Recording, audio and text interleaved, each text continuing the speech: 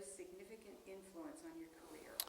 Why? I think Art McQuitty, who was my first real boss at U.S. Steel, and we were in Salt Lake City, and having grown up in Virginia and being very much an Easterner, I got off the plane in a Brooks Brothers suit with a vest and a striped tie and a hat in those days.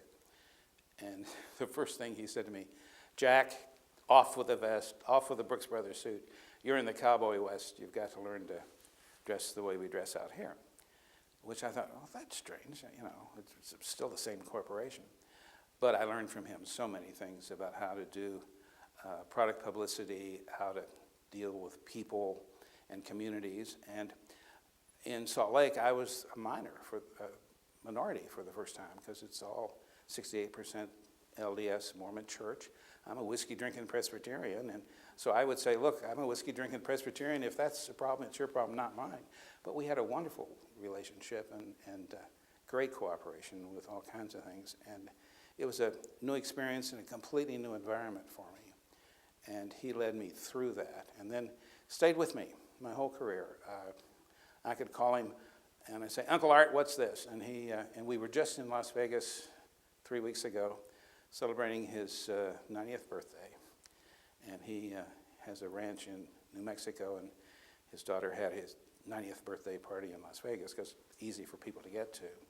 And he thought it was just going to be a small group, and all of us descended from, and he had a wonderful time. It was a great time, but he was the real great influence about do things right, check, be sure, check, don't assume, and all the things you really need to know when you're young in a career. But he was a terrific guy, and great sense of humor, great sense of humor. But this time at IPR, what was your greatest accomplishment? Again, I think hiring the right people. Michelle Henson was marvelous, and when I talked with her, I knew she was bright and talented and could do things. And so the two of us started out with a grand total of $18,000, and we now are raising almost $1 million in research. And then the next thing was to pick my successor, and I think Frank Oviatt has been marvelous. And he and Michelle have just taken it to all kinds of new things. We now have things we're doing in Europe, and we have cooperation with all of the PR agencies. And I think great respect for the kind of research that's being done. And it was needed, so badly needed. And but by having the right people and turning them loose with guidelines, you see what happens. And they've just done very, very well. So I'm very proud of what the literature that's been produced. We used to say you couldn't measure public relations. People don't say that anymore, because the Measurement Commission proved a way that we can measure what we do and show the CEO our effectiveness. And that all came out of the getting the right people together and saying, hey, let's have at it. What can we do here?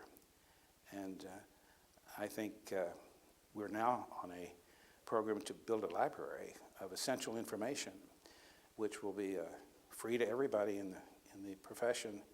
And that essential library is going to be wonderful for people to plug in on all kinds of different categories of public relations, because each of us has almost a unique kind of public relations we do, for depending upon the company or the organization we work for. But we have some essential knowledge. And if we can all get that same track, and I think professors at schools like Penn State and at Florida and other schools are going to be able to use that as a wonderful library too. And the fact that it's available free, I think it's just a wonderful asset for the Institute. So I'm very proud of what has happened there and what Michelle and Frank Oviatt and the board of directors have done. It's terrific.